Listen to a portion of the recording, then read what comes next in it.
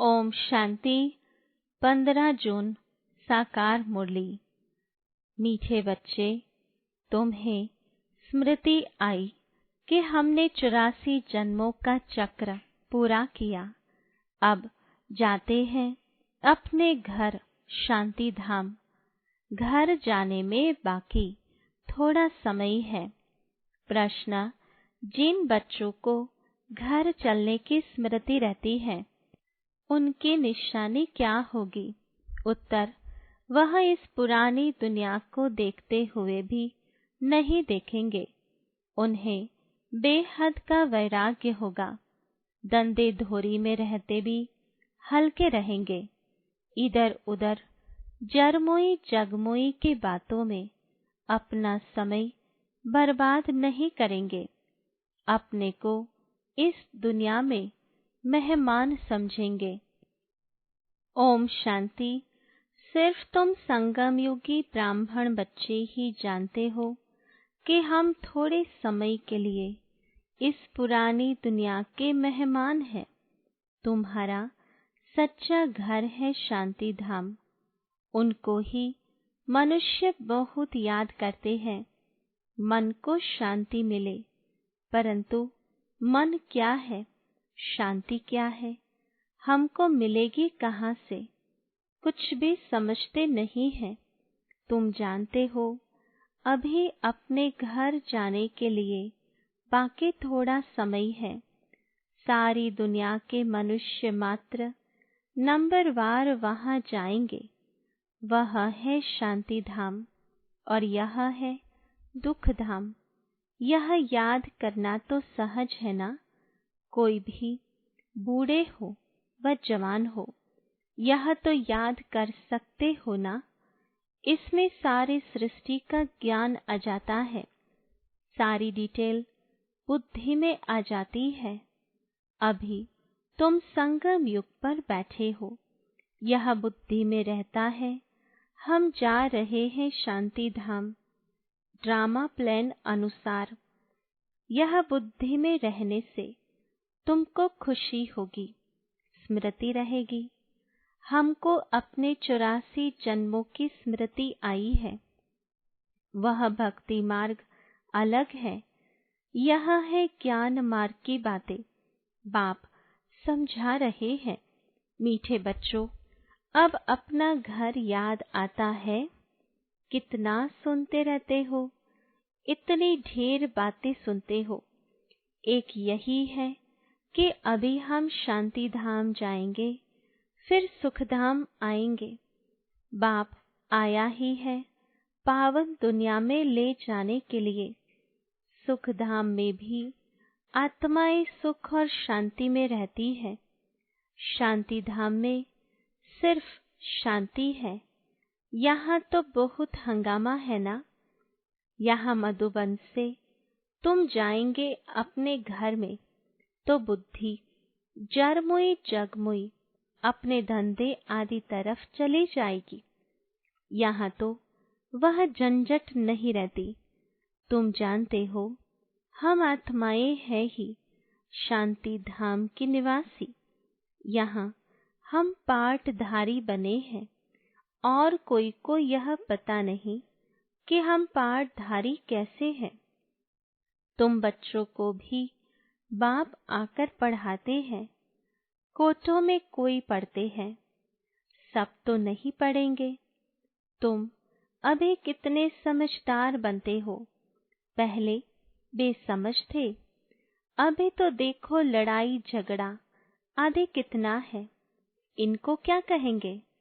हम आपस में भाई भाई हैं, वो भूल गए हैं। भाई भाई कभी खून करते हैं क्या? हाँ, खून करते भी हैं तो सिर्फ मिल्कियत के लिए। अभी तुम जानते हो हम सब एक बाप के बच्चे भाई भाई हैं। तुम प्रैक्टिकल में समझते हो। हम आत्माओं को बाबा आकर पढ़ाते हैं। 5000 वर्ष पहले मुआफिक हमको पढ़ाते हैं, क्योंकि वह ज्ञान का सागर है। इस पढ़ाई को और कोई भी नहीं जानते।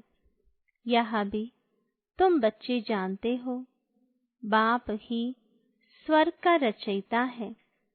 सृष्टि को रचने वाला नहीं कहेंगे, सृष्टि तो अनादि है ही। स्वर्ग को रचने वाला कहेंगे, वहां और कोई खंड नहीं था, यहाँ तो बहुत खंड है। कोई समय था जबकि एक ही धर्म था, एक ही खंड था, पीछे फिर वैरायटी धर्म आए हैं। अभी बुद्धि में बैठता है कि वैरायटी धर्म कैसे आते हैं। पहला पहला आदि सनातन देवी देवता धर्म है। सनातन धर्म भी यहाँ कहते हैं, परंतु अर्थ तो कुछ समझते नहीं। तुम सब आदि सनातन देवी देवता धर्म के हो, सिर्फ पतित बन गए हो। सतो प्रधान से सतो रजो तमो होते गए हो। तुम समझते हो आदि सनातन देवी देवता धर्म के हैं। हम बहुत पवित्र थे, अभी पतित बने हैं। तुमने बाप से वर्षा लिया था पवित्र दुनिया के मालिक बनने का। समझते हो हम पहले पहले पवित्र गृहस्थ धर्म के थे। अभी ड्रामा के प्लान अनुसार रावण राज्य में हम पतित प्रवृत्ति मार्ग के बन गए हैं। तुम ही पुकारते हो, हे पतित पावन, हमको सुख धाम में ले जाओ।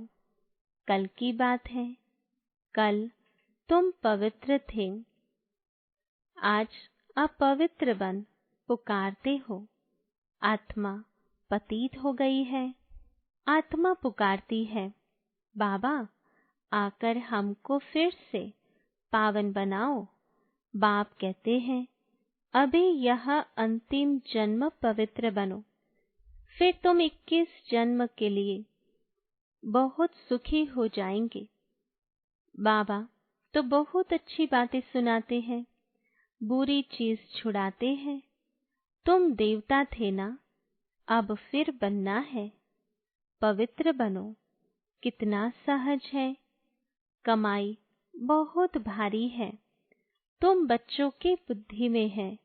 शिव बाबा आया है, हर 5000 वर्ष बाद आते हैं। पुरानी दुनिया से नई होती है जरूर, यह कोई और बता न सके। शास्त्रों में कलयुग की आयु बहुत लंबी कर दी है। यह है सारी भावी ड्रामा की। अभी तुम बच्चे पापों से मुक्त होने का पुरुषार्थ करते हो। ध्यान रहे और कोई पाप न हो जाए। दे अभिमान में आने से ही फिर और विकार आते हैं, जिससे पाप होता है। इसलिए भूतों को भगाना पड़ता है। इस दुनिया की कोई भी चीज में मोह न हो। इस पुरानी दुनिया से वैराग्य हो। भल देखते हो पुराने घर में रहे पड़े हो, परंतु बुद्धि नई दुनिया में लगी हुई है। जब नए घर में जाएंगे तो नए को ही देखेंगे। जब तक यह पुराना घर खत्म हो, तब तक आंखों से पुराने को देखते हुए याद नए को करना है। कोई भी ऐसा काम नहीं करना है जो फिर पछताना पड़े। आज फलाने को दुख दिया, ये पाप किया। बाबा से पूछ सकते हो, बाबा ये पाप है, गुटखा क्यों खाना चाहिए? पूछेंगे नहीं तो गुटखा खाते रहेंगे। बाबा से पूछेंगे तो बाबा झट हल्का कर देंगे। तुम बहुत भारी हो, पापों का बोझा बड़ा भारी है। 21 जन्म फिर पापों से हल्के हो जाएंगे। जन्म जन्मांतर का सिर पर बोझा है। जितना याद में रहेंगे हल्के होते जाएंगे। खाद निकलती जाएगी और खुशी चढ़ जाएगी। सतयुग में तुम बहुत खुशी में थे, फिर कम होते होते सारी खुशी तुम्हारी गुम होती गई है। सतयुग से लेकर कलयुग तक इस जर्नी यात्रा में 5000 वर्ष लगे हैं। स्वर्ग से नरक में आने की यात्रा का अभी पता लगा है कि हम स्वर्ग से नरक में कैसे आए हैं। अभी फिर तुम नरक से स्वर्ग में चलते हो। एक सेकंड में जीवन मुक्ति। बाप को पहचाना। बाप आए हैं तो जरूर हमको स्वर्ग में ले जाएंगे। बच्चा पैदा हुआ और मिल्कियत का मालिक बन गया। बाप के बने तो फिर नशा चढ़ना चाहिए ना, उतरना क्यों चाहिए? तुम तो बड़े हो ना, बेहद बाप के बच्चे बने हो, तो बेहद की राजधानी पर तुम्हारा हक है। इसलिए गायन भी है। अति इंद्रिय सुख पूछना हो तो गोपी वल्लभ के गोप गोपियों से पूछो। वल्लभ बाप है ना, उनसे पूछो। नंबरवार पुरुषार्थ अनुसार ही खुशी का पारा चढ़ेगा। कोई तो झट आप समान बना देंगे। बच्चों का काम ही यह है, सब कुछ भुलाए अपनी राजधानी की याद दिलाना। तुम तो स्वर्ग के मालिक थे। अभी कलयुग पुरानी दुनिया है, फिर नई दुनिया होगी। अभी तुम बच्चों की बुद्धि में है कि हर 5000 वर्ष बाद बाप भारत में ही आते हैं, उनकी जयंती भी मनाते हैं। तुम जानते हो बाप आकर हमको राजधानी देकर जाते हैं, फिर याद करने की दरकार ही नहीं रहती। फिर जब भक्ति शुरू होती है तब याद करते हैं। आत्मा ने माल खाए हैं तो याद करती है, बाबा फिर आकर हमको शांति धाम सुख धाम में ले जाओ। अभी तुम बच्चे समझते हो वह हमारा बाप है, टीचर भी है, गुरु भी है। सृष्टि के आदि मध्य अंत का चक्र 84 जन्मों का ज्ञान तुम्हारी बुद्धि में है। अनगिनत बार 84 जन्म लिए हैं और लेते रहेंगे। इनका अंत कभी होता नहीं है। तुम्हारी बुद्धि में ही यह चक्र है। स्वदर्शन चक्र घड़ी घड़ी याद आना चाहिए। यही मनमना भाव है। जितना बाप को याद करेंगे उतना पाप भस्म होंगे। तुम जब कर्मातीत अवस्था के समीप पहुंच जाएंगे तो तुमसे कोई भी विकर्म नहीं होंगे। अभी थोड़े थोड़े विकर्म हो जाते हैं। संपूर्ण कर्मातीत अवस्था अभी थोड़ी बनी है। ये बाबा भी तुम्हारे साथ स्टूडेंट हैं। पढ़ाने वाला है शिव बाबा, बल इनमें प्रवेश करते हैं। यह भी स्टूडेंट है। यह है नई नई बातें। अब सिर्फ तुम बाप को और सृष्टि चक्र को याद करो। वह है भक्ति मार्ग, यह है ज्ञान मार्ग। रात दिन का फर्क है। वहाँ कितने जांच घंटे आदि बजाते हैं, या सिर्फ याद में रहना है। आत्मा तो अमर है। अकाल तख्त भी ऐसे नहीं कि अकाल मूर्त सिर्फ बाप है। तुम भी अकाल मूर्त हो। अकाल मूर्त आत्मा का यह भ्रुकुटी तख्त है। जरूर भ्रुकुटी में ही बैठेंगे, पेट में थोड़े बैठेंगे। अभी तुम जानते हो हम अकाल मूर्त आत्मा का तख्त कहाँ है। इस भ्रुकुटी के बीच में हमारा तख्त है। अमृतसर में अकाल तख्त है ना। अर्थ कुछ भी नहीं समझते। महिमा भी गाते हैं अकाल मूर्त। उनके अकाल तख्त का किसी को पता नहीं है।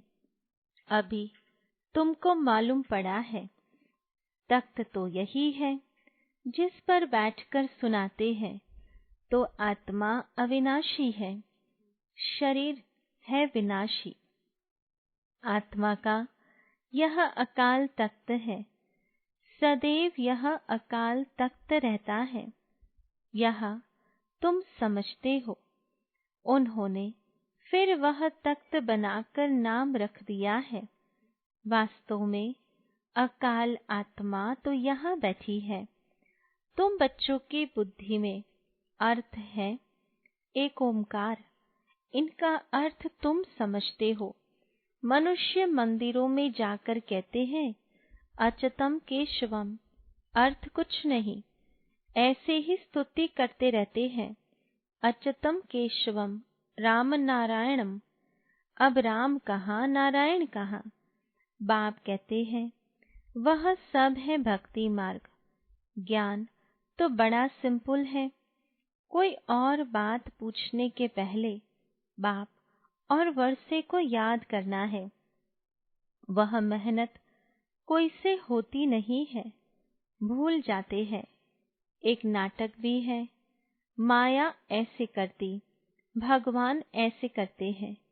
तुम बाप को याद करते हो, माया तुमको और तूफान में ले जाती है। माया का फरमान है रुस्तम से रुस्तम होकर लड़ो। तुम सब लड़ाई के मैदान में हो, जानते हो इनमें किस किस प्रकार के योद्धे हैं।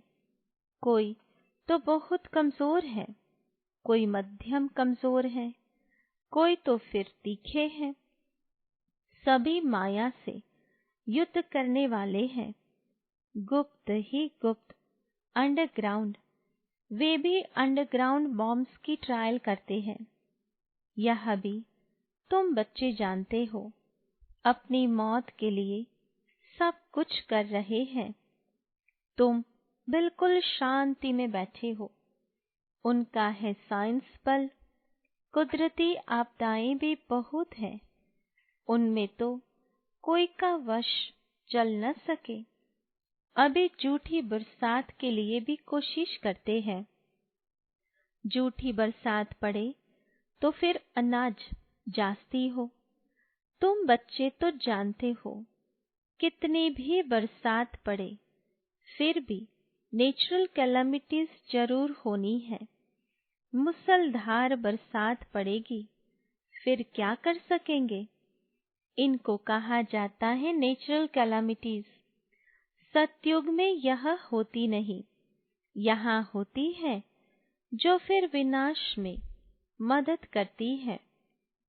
तुम्हारी बुद्धि में है हम जब सतयुग में होंगे तो जमुना के कंठे पर सोने के महल होंगे। हम बहुत थोड़े वहां के रहने वाले होंगे। कल्प कल्प ऐसे होता रहता है। पहले थोड़े होते हैं, फिर झाड़ बढ़ता है। वहां कोई भी गंदगी की चीज होती ही नहीं। यहाँ तो देखो, चिड़िया भी गंद करती रहती, वहां गंदगी की बात नहीं। उनको कहा जाता है हेवन। अभी तुम समझते हो, हम यह देवता बनते हैं तो अंदर में कितनी खुशी होनी चाहिए। माया रूपी जिन से बचने के लिए बाप कहते हैं तुम बच्चे इस रूहानी धंधे में लग जाओ। मन मना भाव, बस इसमें ही जिन बन जाओ। जिन का मिसाल देते हैं ना, कहाँ काम दो तो बाबा भी काम देते हैं, नहीं तो माया खा जाएगी। बाप का पूरा मददगार बनना है। अकेला बाप तो नहीं करेगा, बाप तो राज्य भी नहीं करता है। तुम सर्विस करते हो, राजाई भी तुम्हारे लिए ही है। बाप कहते हैं मैं भी मगध देश में आता हूँ। माया भी मगरमच्छ है, कितने महारथियों को हप कर खा जाती है। यह सब है दुश्मन, जैसे मेढक का दुश्मन सर्प होता है ना, तुमको मालूम है, ऐसे तुम्हारी दुश्मन है माया। अच्छा, मीठे मीठे सिकिलदे बच्चों प्रति माता पिता बाप दादा का याद प्यार और गुड मॉर्निंग। रूहानी बाप की रूहानी बच्चों को नमस्ते। रूहानी बच्चों की रूहानी बाबा को याद प्यार गुड मॉर्निंग और नमस्ते। धारणा के लिए मुख्य सार। पहली पॉइंट, स्वयं को पापों से मुक्त करने का पुरुषार्थ करना है। देह अभिमान में कभी नहीं आना है। इस दुनिया की कोई भी चीज में मोह नहीं रखना है। दूसरी पॉइंट, माया रूपी जिन से बचने के लिए बुद्धि को रूहानी धंधे में बिजी रखना है। बाप का पूरा पूरा मददगार बनना है। वरदान, मैं और मेरेपन को समाप्त कर समानता व संपूर्णता का अनुभव करने वाले सच्चे त्यागी भव। विस्तार है, हर सेकंड हर संकल्प में बाबा बाबा याद रहे। मैंपन समाप्त हो जाए।